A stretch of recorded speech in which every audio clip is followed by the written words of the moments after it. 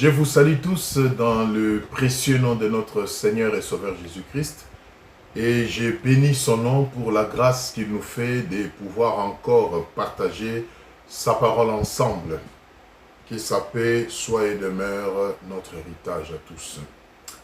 Nous voulons voir un thème intéressant que le Saint-Esprit nous a inspiré pour nous tous. Et nous l'intitulons comme suit. C'est une interrogation. Es-tu ignorant ou incrédule?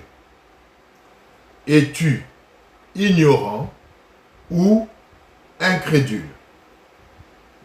Il est important, bien-aimé, qu'on puisse se situer, n'est-ce pas, entre ces deux états d'ignorance ou d'incrédulité. Pourquoi? Parce que le Seigneur a aussi une attitude appropriée par rapport à chacun de ces deux états.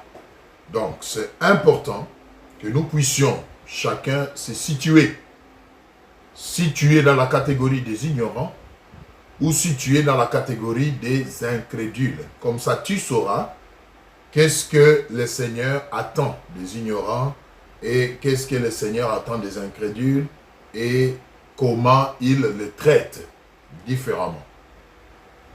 Alors, nous allons donc commencer par voir c'est quoi l'ignorance, bien entendu, et c'est quoi l'incrédulité, et enfin nous verrons que dit la Bible autour de ces deux thèmes. Commençons par l'ignorance, bien-aimés. L'ignorance, pour faire simple, nous disons que c'est le fait de ne pas connaître quelque chose. C'est le fait de manquer la connaissance. L'ignorance, c'est ne pas être au courant, n'est-ce pas, d'un événement, d'une nouvelle, d'un projet, d'un héritage. Donc, ne pas avoir l'information nécessaire concernant quelque chose. C'est ce que nous appelons l'ignorance. Et nous pouvons le comprendre dans la vie de chaque jour, n'est-ce pas? Un enfant dont les parents sont riches et qui sont morts en lui laissant un grand héritage pendant qu'il était bébé, il ne le sait pas et personne n'a pris soin de le lui dire pendant qu'il grandissait. Vous comprendrez avec moi que cet enfant restera ignorant, c'est-à-dire il n'aura pas la connaissance, il n'aura pas l'information concernant l'héritage que ses parents lui ont légué. C'est ça l'ignorance en fait. Ne pas être au courant de quelque chose. Un voyageur qui achète son billet de train, mais qui ne prend pas soin de lire les détails ou les conditions générales, n'est-ce pas, qui sont reprises dans le billet, et qui entre dans son train, qui mange ses biscuits et prend de l'eau à chaque station, tout simplement parce qu'il ne sait pas que dans le prix de son billet, n'est-ce pas, la restauration est incluse. Oui. Et finalement, quelqu'un lui dira, mais pourquoi toi tu ne vas pas dans l'autre compartiment pour prendre les petits déj, pour prendre... Il dit, mais non, mais parce que je n'ai pas payé. Je n'ai pas de quoi, je n'ai pas suffisamment d'argent pour payer. Mais il dit, mais non, regarde bien ton billet. Ça fait partie de ton billet, le petit déj. Ça fait partie de ton billet. La restauration. Ouais. Donc, c'est ça l'ignorance au fait. On n'a pas l'information. On ne sait pas. On n'a pas la connaissance concernant un domaine ou concernant une situation donnée. Et celui qui est dans l'ignorance, c'est celui-là que nous appelons un ignorant. Es-tu ignorant ou incrédule? Alors, que dit la Bible sur l'ignorance?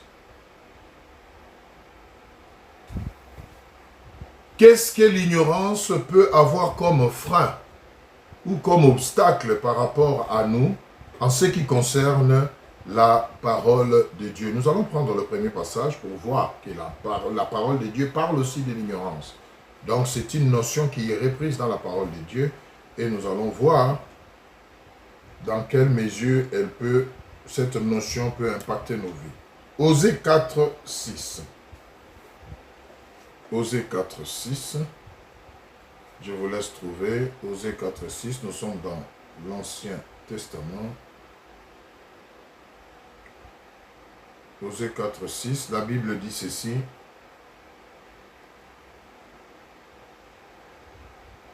Mon peuple est détruit parce qu'il lui manque la connaissance. Puisque tu as rejeté la connaissance, je te rejetterai et tu seras dépouillé de mon sacerdoce. Puisque tu as oublié la loi de ton Dieu, j'oublierai aussi tes enfants. C'est beaucoup plus la première partie qui nous intéresse ici. Mon peuple est détruit parce qu'il lui manque la connaissance. Vous voyez? Donc, l'ignorance peut faire de nous une victime. L'ignorance peut faire que nous soyons victimes des autres, que nous soyons victimes des circonstances, que nous soyons victimes même de temps, parce que nous ne savons pas comment le gérer. Ouais. Et ici, c'est Dieu qui fait ces constats, cette reproche, cette remarque à son peuple. Il dit, mon peuple est détruit. Tout ce qu'il fait ne lui réussit pas. Les nations autour de lui les combattent et arrivent à les vaincre. Tout simplement parce qu'il lui manque la connaissance. Parce qu'il ne sait pas qui il est. Parce qu'il n'a pas conscience de ce qu'il représente pour moi, Dieu. Et parce qu'il en est ainsi, voilà pourquoi il est détruit. Vous voyez? Quand vous ne savez pas, bien-aimé, ce que vous êtes, quand vous ignorez même votre identité, cela peut faire de vous une victime. Nous allons prendre un deuxième passage. Éphésiens 4, 17 à 18. Nous sommes dans le Nouveau Testament cette fois-là. Éphésiens 4.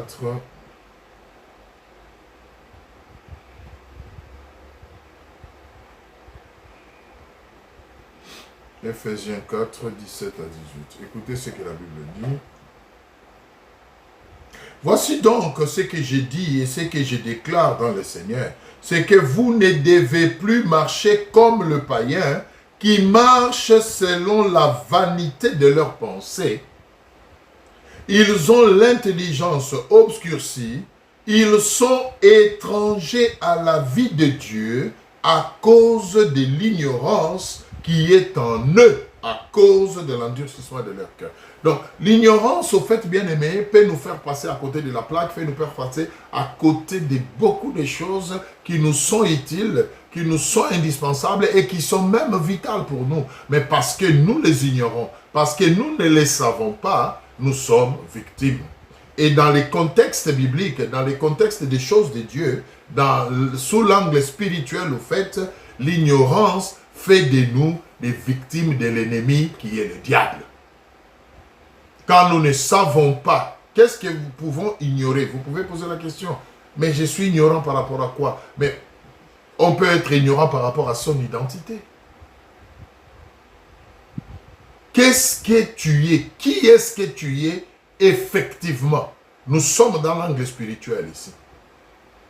Tu me diras, oui, je suis monsieur tel, je suis né de telle famille. Oui, ça c'est ton identité physique, c'est ton identité matérielle. Mais je suis en train de parler du domaine spirituel, bien-aimé. Il ne faut jamais perdre de vue que la vie est faite de deux dimensions. Il y a la dimension matérielle ou physique, mais il y a la dimension spirituelle aussi ou immatérielle que nous ne voyons pas. Et quand on est ignorant de ce que l'on est, des réalités spirituelles, l'ennemi qui est le diable, en profite justement pour nous manipuler et nous faire subir certaines choses que nous ne méritons pas normalement. C'est très très très important. Et ici, Éphésiens 4 nous le dit. Ils vivent d'une certaine manière. Ils font certaines choses. Tout simplement parce qu'ils sont étrangers à la vie de Dieu. Ils ne connaissent pas Dieu. Ils ne savent pas qui est Dieu. Ils ne savent pas qu'est-ce que Dieu a comme plan pour eux. Ils ne savent pas ce que le Seigneur attend d'eux. Ils sont dans l'ignorance. Et l'ennemi profite de cette ignorance justement pour leur faire croire que c'est lui le modèle. La société profite de cette ignorance pour inculquer en eux une manière de vivre, et parce qu'ils n'ont pas de standards, ils n'ont pas des connaissances de Dieu, eh bien, ils prennent tout ce qui leur est présenté comme référence, comme standard, et ils vivent comme ça. Et moi, j'ai toujours l'habitude de dire, s'il y a un mal qu'il faut combattre dans sa vie, c'est l'ignorance, bien-aimé. Un ignorant est une victime. Un ignorant est un danger. Pas pour lui-même, mais même pour les gens qui l'entourent, parce qu'il ne sait pas en réalité ce qu'il devrait être ou ce qu'il devrait faire. C'est très important. Étranger à la vie de Dieu à cause de leur ignorance. Dans Osée, nous avons vu mon peuple détruit, mon peuple périt à cause de son ignorance. Et ce sont des choses que nous devons éviter. Nous allons prendre un exemple. Un enfant qui est né, par exemple, dans une famille qui est ignorante des choses de Dieu. Une famille païenne qui ne connaît pas Dieu, qui ne prie pas. Jésus, il ne le connaît pas, ça ne leur dit rien. Et ils vivent comme ça. Cet enfant naît dans cet environnement. Il grandit dans cet environnement. Mais quand il sera grand, il ne pourra que reproduire ce qu'il a vu pendant qu'il grandissait, ses frères autour de lui. Oui. Il ne connaîtra pas Dieu, il posera des actes tels qu'il a vu les parents ou les autres poser, il fera des choses qu'il a vu les autres faire, et il ne saura même pas qu'il existe un Dieu. Il y a des gens qui ne savent même pas, qui sont ignorants, ils ne savent même pas qu'un Dieu existe. Ils ne savent même pas Jésus-Christ c'est qui. Ils ne savent même pas prier c'est quoi. Ils n'y pensent pas, ils ne le savent pas et ils sont victimes de la société. Ils mènent la vie telle qu'eux la conçoivent. Et ça c'est une grosse erreur, bien-aimé. Parce qu'il y a un Dieu qui existe. Il y a un Dieu qui a créé ce monde, bien-aimé. Ce monde ne s'est pas fait de lui-même. Peu importe ce que la science cherchera à nous faire gober. Bien-aimé, ce monde n'a pas été fait de lui-même. Il y a quelqu'un qui a créé ce monde. Il y a quelqu'un qui t'a créé toi. Tu n'es pas le fruit du hasard. Mais ton ignorance fait que tu es victime de beaucoup d'événements, de beaucoup de circonstances. Tu mènes une vie pour laquelle toi-même tu es au centre. Et voilà pourquoi il y a des dimensions que tu ne peux pas atteindre. Parce que tu es ignorant. Et la Bible qualifie les ignorants des gens qui sont étrangers à la vie de Dieu. Être étranger à la vie de Dieu, bien aimé, c'est un danger. Parce que quand on est étranger à la vie de Dieu, on est d'office récupéré par l'ennemi qui est le diable. On est d'office récupéré par les circonstances, par le temps, par la société et par ceux qui nous entourent. Et on ne sait pas faire la différence. On ne sait pas faire le distinguo, n'est-ce pas, entre ce qui est idéal et ce qui ne l'est pas. Parce qu'on ne connaît pas. Et c'est très, très, très dangereux. Et voilà pourquoi les gens sont détruits aujourd'hui. Voilà pourquoi les gens se permettent même de parler du mal de ceux qui prient, parce qu'ils ne connaissent pas Dieu. J'ai entendu les gens, les païens, dire des chrétiens que ce sont des minables. J'ai entendu quelqu'un, et je n'en veux pas à ces gens, c'est l'ignorance, bien aimé. Quelqu'un m'a regardé dans les yeux et m'a dit, mais Marien, j'aurais appris, il y a quelque chose que tu m'as caché. Moi je dis, qu'est-ce que je t'ai caché? Tu ne m'as jamais dit que tu étais pasteur. Je dis, mais écoutez, moi j'estime qu'il y a des choses qui ne se déclarent pas, mais qui se vivent et qui se constatent. Ah non, là je viens d'apprendre que tu es pasteur et ça m'a choqué. Choqué pourquoi? Je dis, mais comment toi, un beau garçon comme ça, plein d'avenir, intelligent, responsable, et apparemment tu réussis bien ta vie, mais qu'est-ce que tu vas faire dans ces conneries-là? des religions, tout ça, c'est de n'importe quoi. J'étais là, je le regardais. J'ai dit, ben écoute, je ne t'en veux pas, parce que tu es dans l'ignorance. Mais moi, je t'informe que tout ce que je suis, c'est parce que je crois en cet homme-là, justement. Parce que je crois en ce Jésus-là que toi, tu ne connais pas. Parce que je vis avec ce Jésus-là que tu ne connais pas. Ah mais non, moi, je n'ai pas besoin de lui. J'ai mon travail, j'ai ma maison, j'ai mon compte bancaire, j'ai mon foyer. Moi, je dis, mais c'est justement parce que tu es ignorant que tu dis ça. Et je t'informe que si tu as tout ça et si tu es tout ça, c'est parce que lui t'aime. Alléluia. Il t'aime malgré ton ignorance.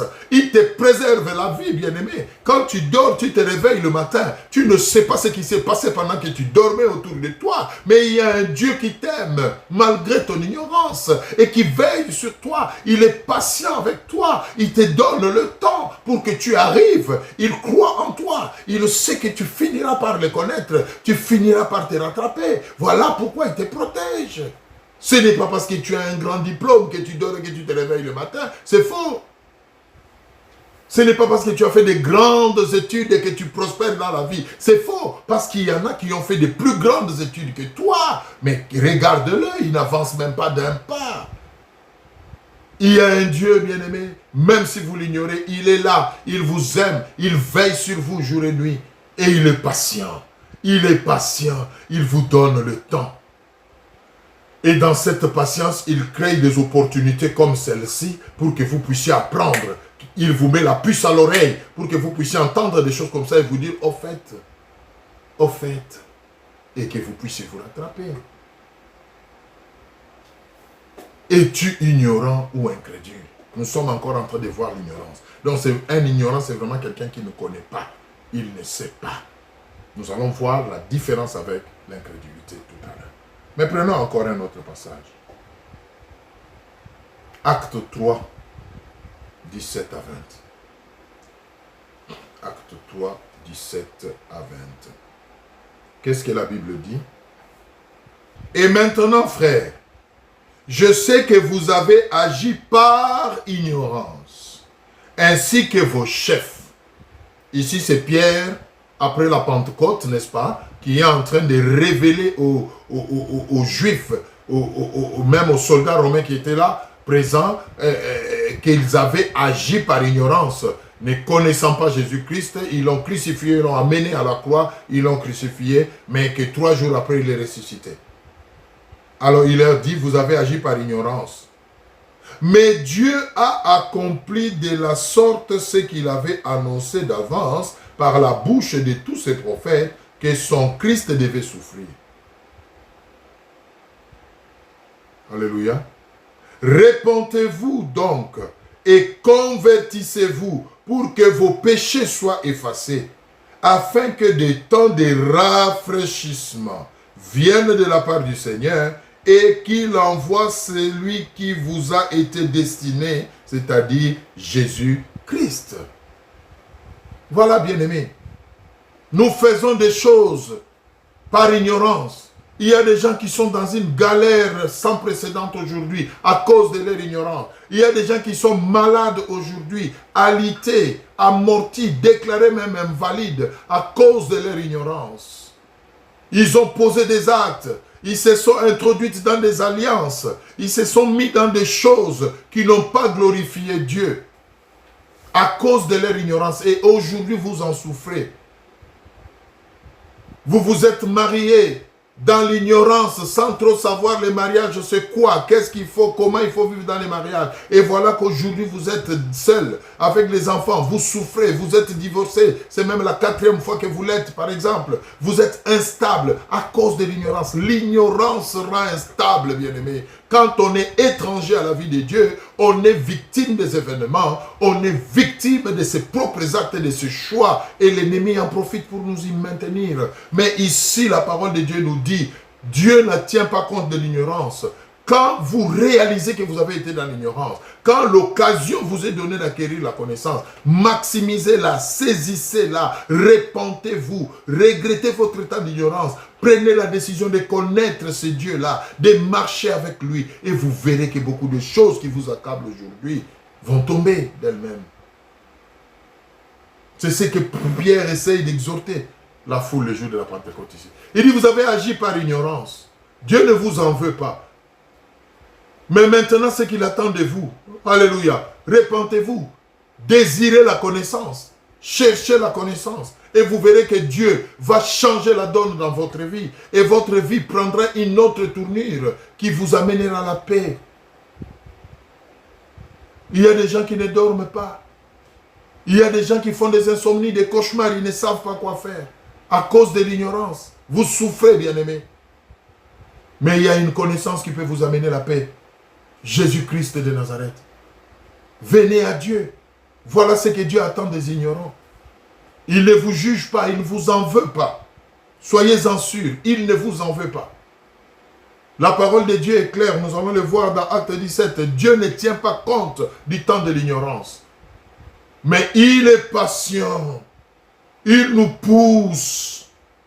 Il nous révèle des choses pour que nous puissions acquérir la connaissance afin que nos vies changent. Jésus-Christ est réel, bien-aimé. Ce n'est pas parce que vous l'ignorez qu'il n'existe pas. Il existe. C'est lui qui a créé toutes choses. C'est lui la vraie paix. C'est lui le chemin, la vérité et la vie. Il l'a dit. En dehors de moi, il n'y a pas de vie. Vous tous qui êtes étrangers à la vie de Dieu, vous tous qui êtes ignorants, sachez-le aujourd'hui. En dehors de Jésus-Christ, il n'y a pas de vie. Venez à lui. Et vous verrez comment les choses vont changer. Vous dormirez paisiblement. Vous aurez la paix dans votre cœur. Vous deviendrez stable dans la vie. Vous n'êtes pas stable. Vous n'êtes pas stable. Rien ne marche. Il n'y a aucun domaine de votre vie qui prospère, malgré l'intelligence que vous avez, malgré les études que vous avez faites, malgré les relations que vous avez faites. Bien aimé, il y a une connaissance qu'il faut acquérir. Il y a quelqu'un qu'il faut connaître dans sa vie. Jésus-Christ de Nazareth. C'est lui qui change la donne. C'est important, bien aimé. C'est important. C'est important. On va prendre un dernier passage. Nous sommes toujours dans l'ignorance. Donc nous répétons ici, un ignorant, c'est quelqu'un qui ne connaît pas. Et ce que Dieu attend de lui, c'est quoi? C'est qu'il s'humilie et qu'il cherche maintenant la connaissance. Et cette connaissance-là, c'est la connaissance de Dieu, manifestée en Christ Jésus. La Bible dit dans Jean 3, 16, car Dieu a tant aimé le monde qu'il a donné son Fils unique Jésus, afin que quiconque croit en lui ne périsse point, mais qu'il ait la vie. C'est Jésus-Christ qui est la vie. Voilà la connaissance que vous devez acquérir. Sortez de votre ignorance. Prenez un dernier passage par rapport à l'ignorance. 1 Timothée 1, 12 à 14.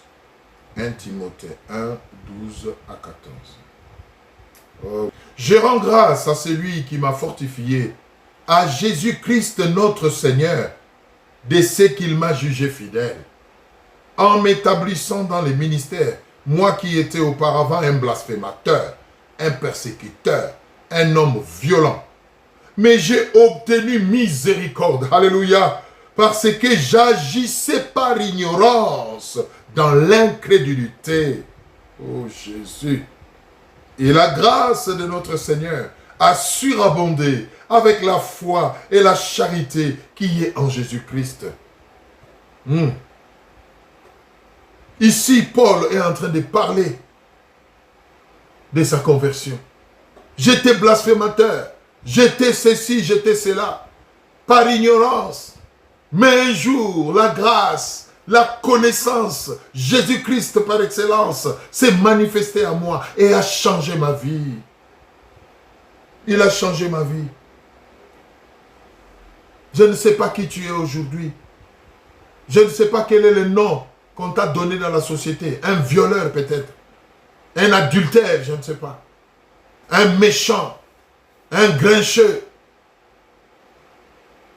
Mais il y a quelqu'un qui peut changer toutes ces choses dans ta vie. Il l'a fait avec Paul. Paul était un persécuteur. Un blasphémateur.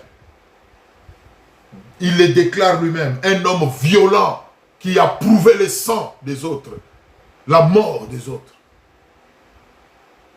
Mais j'aime ce qu'il dit ici. Il dit, Dieu a eu pitié de moi. Pourquoi? Parce que j'agissais par ignorance. Bien aimé, oh, une bonne nouvelle que je t'annonce, toi qui es ignorant. Dieu ne t'en veut pas.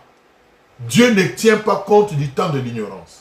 Mais maintenant que tu es en train d'apprendre que Jésus existe, maintenant que tu es en train d'apprendre que Dieu existe et que tu dois lui donner ta vie, c'est à partir de maintenant que Dieu deviendra rigoureux avec toi si tu rejettes cette parole. Mais sache-le jusqu'aujourd'hui, il ne t'en veut pas. Il te tend la main, viens, reçois la vie, ouvre-moi la porte de ton cœur, que je change ta vie, que je change la donne. Il le dit dans Apocalypse 3, 20. Voici, je me tiens à la porte et je frappe. Si quelqu'un entend ma voix, ouvre la porte. Alléluia. J'entrerai. C'est ça la connaissance. C'est Jésus-Christ qui nous sort de l'ignorance. Il nous ouvre les yeux. Il nous montre c'est quoi la vie. Il nous montre c'est quoi l'avenir. Alléluia. Il nous montre pourquoi nous sommes hommes. Pourquoi nous sommes sur cette terre. Il nous révèle la raison de notre existence. Bien aimé, il y a des gens qui vivent et qui ne savent même pas pourquoi ils sont sur cette terre. Mais quand vous acceptez Jésus-Christ, vous saurez quelle est votre raison d'existence. Et quand vous vous y accrocherez, vous verrez que les choses vont changer. Bien aimé, es-tu ignorant?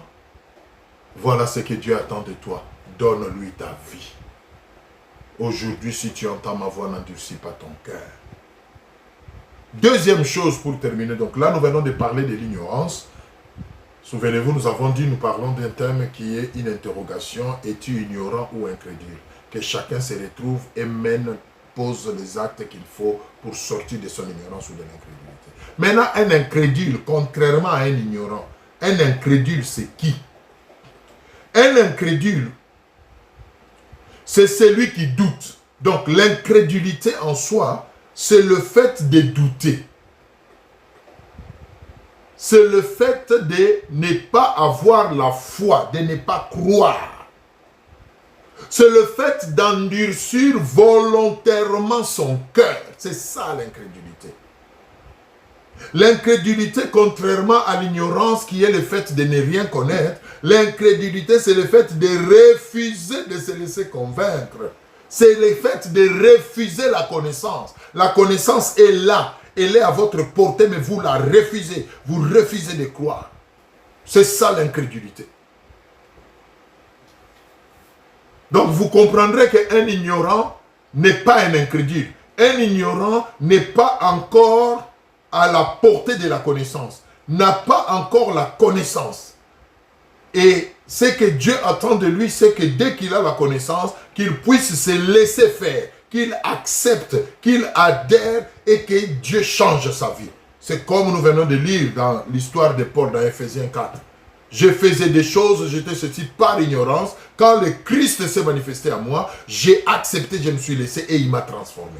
Mais maintenant, un incrédule, c'est qui?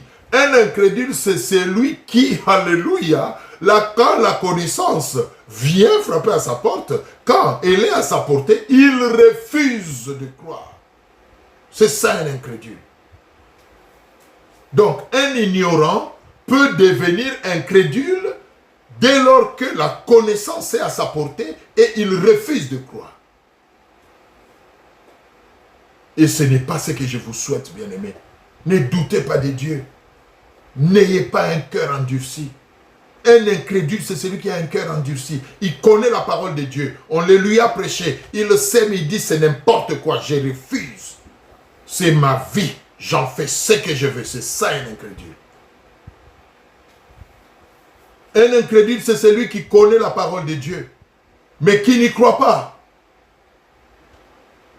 La Bible dit Dieu bénit, il le sait, il est écrit Dieu bénit, mais lui ne croit pas. Il va par n'importe quel moyen pour trouver la bénédiction à sa manière. Ça, c'est un incrédule. Donc, vous comprendrez qu'un ignorant peut devenir incrédule parce qu'il rejette la connaissance qui est susceptible de lui sortir de son ignorance. Mais un incrédule peut aussi déjà être quelqu'un qui a la connaissance. Mais il n'y croit pas. Et ce qui est compliqué, c'est souvent ça avec les enfants de Dieu. Beaucoup de gens sont déjà enfants de Dieu. Ils sont même dans l'église. Ils connaissent la parole de Dieu. Ils la confessent, mais ils n'y croient pas. Et on sait comment ils n'y croient pas. Par leur langage, par leurs actes, par leurs combines. Il ne croit pas que Dieu peut bénir. Il va chercher la bénédiction ailleurs. Même s'il faut voler, même s'il faut frauder. Ce n'est pas parce qu'il ignore que le vol c'est mal. Non, mais il vole parce qu'il croit que la bénédiction ne peut venir que de là. Il refuse de croire que Dieu peut bénir quelqu'un. Un incrédule peut être déjà enfant de Dieu dans l'église. Mais il refuse de croire que c'est Dieu qui peut donner un bon mari, c'est Dieu qui peut donner une bonne femme. Non, il va chercher à sa manière. Donc c'est très important de faire la démarcation entre ces deux termes. C'est très important. Un ignorant n'est pas nécessairement un incrédule. Mais un incrédule, qu'est-ce que je disais? Un incrédule, pardon, n'est pas nécessairement un ignorant. C'est-à-dire, il peut connaître, mais il refuse de croire. C'est ça un incrédule. Alors, tu es dans quelle catégorie? C'est encore facile d'être ignorant et de croire et d'accepter que d'être incrédule. C'est-à-dire, tu refuses carrément. Ou tu as déjà reçu la connaissance, mais tu refuses de croire à la connaissance. Ça, c'est pire. Prenons quelques passages avant de prier et terminer. Le fait de douter, de manquer de foi, de ne pas croire, d'endurcir volontairement son cœur, c'est ça l'incrédulité. De refuser de se laisser convaincre par la parole de Dieu. Être incrédule, c'est être sceptique, méfiant, dubitatif. Oui, vous savez, c'est vrai, je sais que Dieu existe, hein, mon frère. Je sais que Dieu peut tout, rien n'est impossible à lui, mais vous voyez un peu le temps que ma situation a pris. Et bon, je crois que là, il faut vraiment que je me lève et que je fasse quelque chose de moi-même. Tu es un incrédule. La preuve en est que depuis que tu as décidé de te lever toi-même et de faire quelque chose, qu'est-ce que tu as fait? Tu n'as fait que t'enfoncer. Si tu es honnête, tu le reconnaîtras.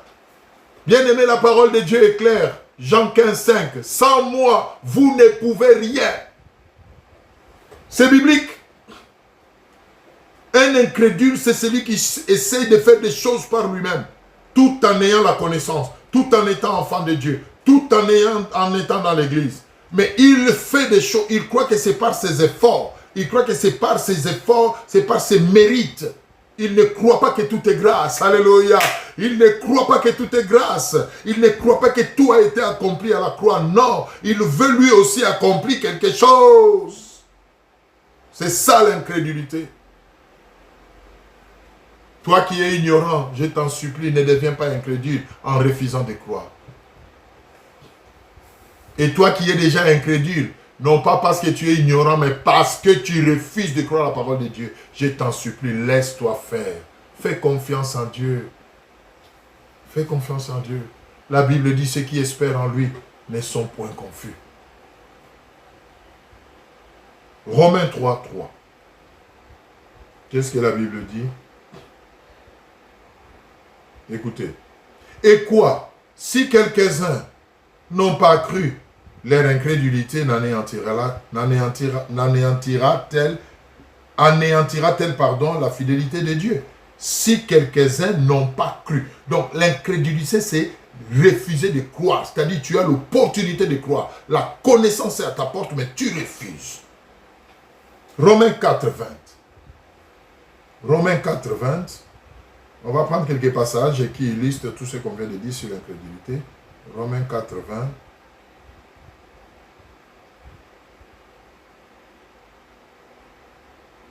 Il ne douta point, par incrédulité au sujet de la promesse de Dieu, mais il fut fortifié par la foi, donnant gloire à Dieu. Alléluia. On parle de notre frère Abraham ici. On dit, il ne douta pas par incrédulité, mais il fit confiance en Dieu par la foi. Abraham âgé, tu auras un enfant. Mon corps est usé.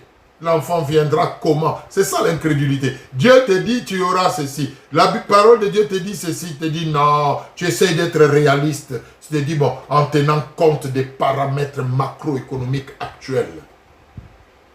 Je crois que la situation restera comme ça. C'est ça. Et il y en a plein comme ça dans l'église. Il est dans l'église, il est enfant de Dieu, il a la connaissance de la parole de Dieu, mais il veut rester dans son côté rationnel. Bien-aimé, tant que tu seras rationnel, tant que tu seras réaliste avec Dieu, tu ne verras pas de miracle. C'est ça l'incrédule. Mais on nous dit ici, Abraham n'a pas regardé à son âge, à son corps qui était usé, mais il a fait confiance par la foi en Dieu. Et il a eu Isaac. Sortez de l'incrédulité. Vous qui continuez à être philosophe dans l'église, vous qui continuez à tordre la parole de Dieu, à trouver toujours des excuses. Dieu a dit, mais la réalité nous montre autre chose. Quelle réalité? Qu'est-ce que la réalité peut faire? Qu'est-ce qui peut anéantir la parole de Dieu? Voilà l'incrédulité. Un incrédule, c'est celui qui raisonne trop sur les promesses de Dieu et qui cherche les voies et moyens personnels pour les accomplir. C'est ça un incrédule. Que Dieu nous aide. Romains 11, 19 à 21. Nous sommes toujours dans Romains. On va bientôt terminer. Romains 11, 19 à 21. Écoutez. Romains 11, 19 à 21.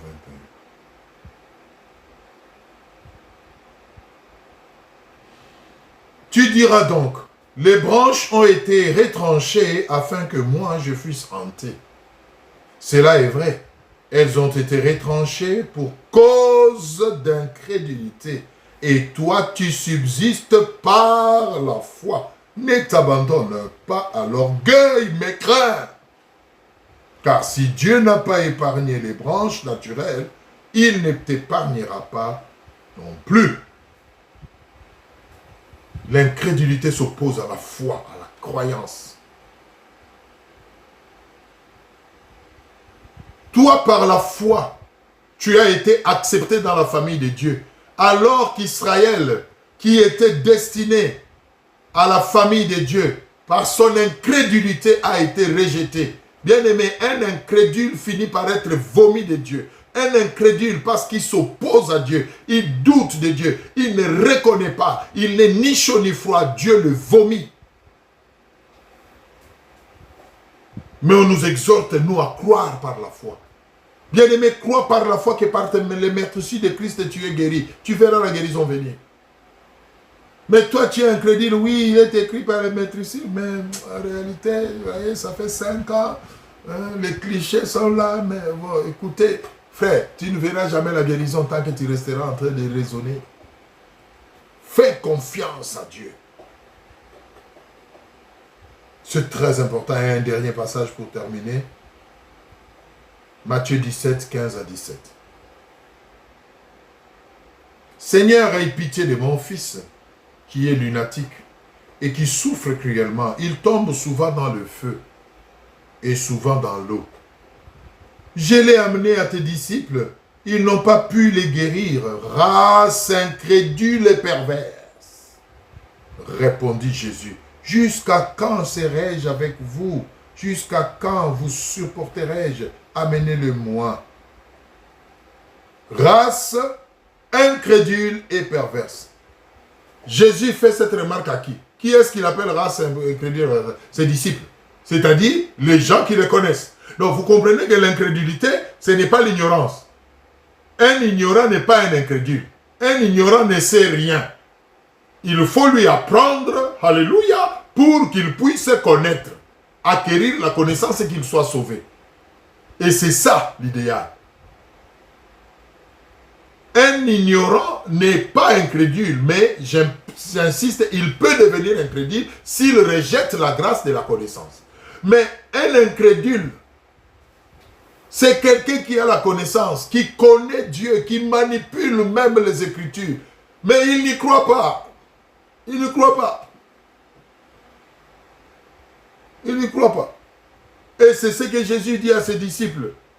On vous a amené un enfant lunatique, tout ça, que les démons tourmentent. Je vous ai donné le pouvoir. Pourquoi vous n'avez pas vu de crédit? Grâce d'incrédit. Donc, ils ne croyaient pas. Je suis sûr que quelque part, les disciples, en voyant les actions violentes de ces démons et tout, se sont dit, ça c'est un cas, ça, les autres, ça marchait, mais ça, c'est compliqué. Non. L'incrédulité, c'est douter. Nous allons terminer par là, bien-aimés, et nous revenons à notre question. Es-tu ignorant ou incrédule? Si tu es ignorant, le Seigneur frappe à ta porte, ouvre la porte. Accepte la connaissance par excellence qui est Jésus-Christ. Et ta vie va changer. Il n'y a pas de rituel, il n'y a pas de profil, il n'y a pas de conditions.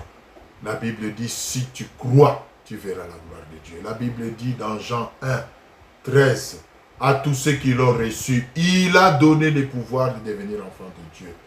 Jean 3, 16, Dieu a tant aimé le monde qu'il a donné son Fils. Tu es né dans une famille païenne, tu n'as jamais eu l'occasion, on ne t'a jamais parlé de Christ. Aujourd'hui, tu viens de l'entendre. Bien-aimé, sache qu'il existe. Donne-lui sa vie. Sors de ton ignorance pour recevoir la vie qui est Jésus-Christ. Et tu es incrédule. Tu connais déjà la parole, mais ta situation est tellement douloureuse que même ta foi est remise en cause. Tu n'y crois plus. Non, je t'en supplie, toi aussi, humilie-toi. Continue à croire, c'est important. La foi ne déçoit pas. La Bible dit, il est le consommateur de notre foi. Bien-aimé, sors de ton incrédulité. Commence à croire à la parole de Dieu. Commence à appliquer la parole de Dieu. Et tu verras que les choses vont changer. Quand on applique la parole de Dieu, on n'exerce pas beaucoup d'efforts. On ne déploie pas beaucoup de sacrifices. Tu continues à faire trop de sacrifices jusqu'aujourd'hui. Il y a des gens qui continuent même à s'infliger encore des pénitences jusqu'aujourd'hui parce qu'ils ne croient pas que le sang de Jésus suffit pour pardonner leurs péchés. Ils regardent dans la profondeur de leurs péchés et disent non, il faut que quelque part moi aussi je souffre, que je sente. Non, bien-aimé, tout a été fait à la croix. Jésus a dit tout est accompli. Crois seulement. Crois seulement. C'est possible que Dieu te relève. C'est possible qu'il change ta vie. C'est possible, bien-aimé, que tu puisses sourire encore à la vie. Mais crois seulement. Ne désespère pas. Persévère jusqu'au bout. Nous allons terminer par là. Je vais vous inviter à incliner les yeux, vous qui me suivez, et de prier avec moi. Seigneur Jésus, je prie premièrement pour ceux qui sont dans l'ignorance.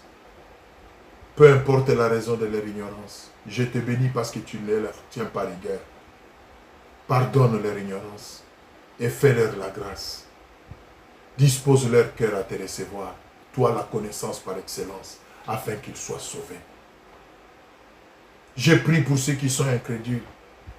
Ils ne le sont peut-être pas parce qu'ils le veulent, mais leur situation est tellement douloureuse et profonde qu'ils ont même perdu toute la foi. Oh Seigneur, rallume la foi dans le cœur. Je m'oppose à tout esprit d'ignorance et d'incrédulité au nom de Jésus. Lâchez vos victimes maintenant. Vous qui êtes ignorants, que la faim et la soif de la connaissance entrent dans vos cœurs maintenant. Au nom de Jésus. Et vous qui avez été victime de l'incrédulité, esprit d'incrédulité, je t'ordonne de lâcher tes victimes au nom de Jésus. Que la foi, qui est l'antidote de l'incrédulité, puisse reprendre place dans le cœur. Au nom puissant de Jésus. Merci Père parce que tu m'exauces et tu donnes à chacun un témoignage. Au nom de Jésus, nous avons prié. Amen. Soyez bénis, bien-aimés, et je vous dis à une prochaine occasion. Au revoir.